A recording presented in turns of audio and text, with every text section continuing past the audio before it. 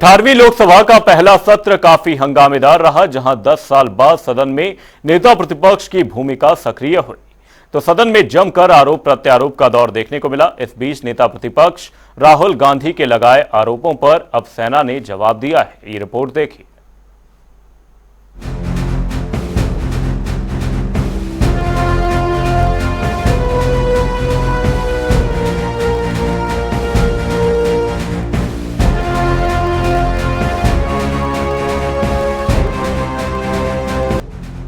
संसद के विशेष सत्र में जब नेता प्रतिपक्ष राहुल गांधी स्पीच दे रहे थे तो उन्होंने जमकर सत्ता पक्ष पर निशाना साधा। इस दौरान वो कभी प्रधानमंत्री नरेंद्र मोदी पर बोले तो कभी रक्षा मंत्री राजनाथ सिंह को घेरा।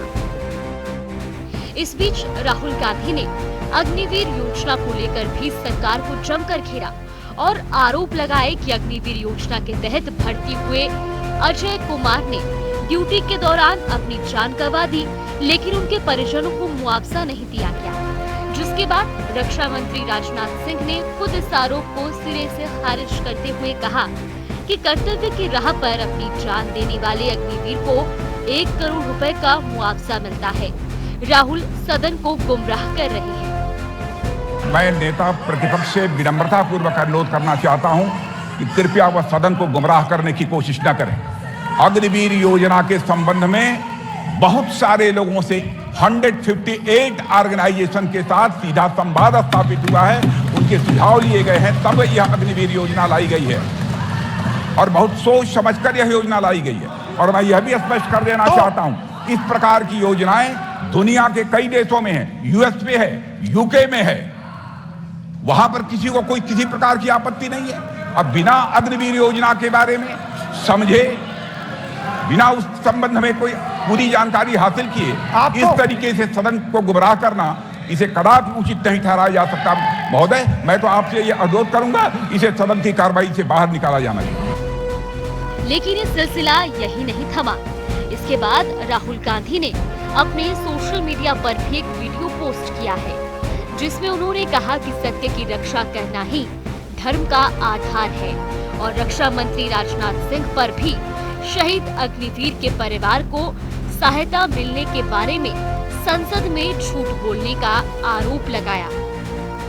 गौरतलब है कि अब इस मामले पर सेना की ओर से भी जवाब सामने आया है। ADG-PI का कहना है कि इंडियन आर्मी अग्निवीर अजय कुमार के सर्वोच्च बलिदान को सलाम करती है।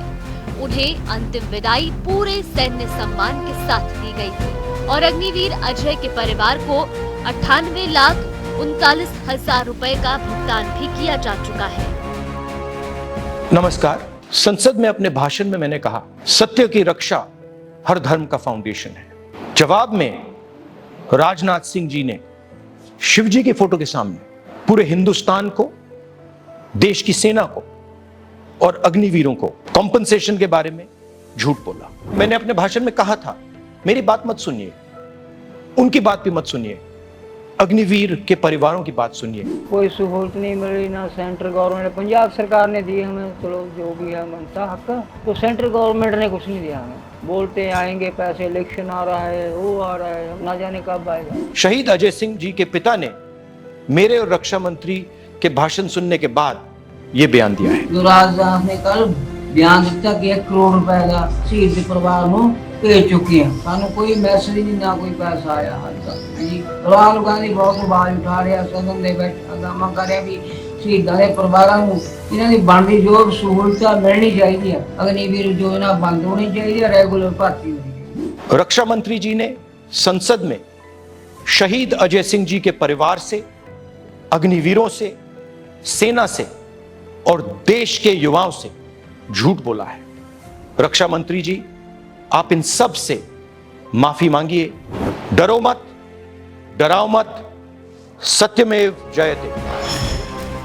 ADG-PI ने कहा कि इस बात पर जोर दिया जाता है कि इंडियन आर्मी अग्निवीर अजय कुमार द्वारा किए गए सर्वोच्च बलिदान को सलाम करती है। उन्हें अंतिम विदाई पूरे सैन्य सम्मान के साथ दी गई थी।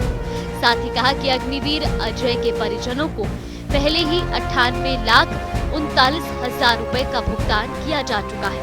एडीजीपीआई ने आगे कहा कि अग्निवीर योजना के प्रावधानों के अनुसार लगभग 67 लाख रुपए की आर्थिक सहायता और अन्य लाभ पुलिस सत्यापन के बाद भुगतान किए जाएंगे। कुल राशि लगभग 1 करोड़ 65 लाख रुपए होगी। बयान में इस बात पर भी जोर दिया गया है कि शहीद हुए सैनिकों के परिजनों को मिलने वाली आर्थिक सहायता का भुगतान जल्द से जल्द किया जाए।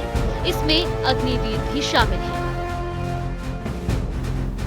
लोकसभा में राहुल गांधी ने अग्निवीर योजना का मुद्दा उठाया था, जिसमें उनका कहना था कि केंद्र सरकार अग्निवीर को शहीद का दर्जा नहीं देती है और अग्निवीर यूज एंड थ्रो मजदूर है, जिससे जवानों के मन में भय है।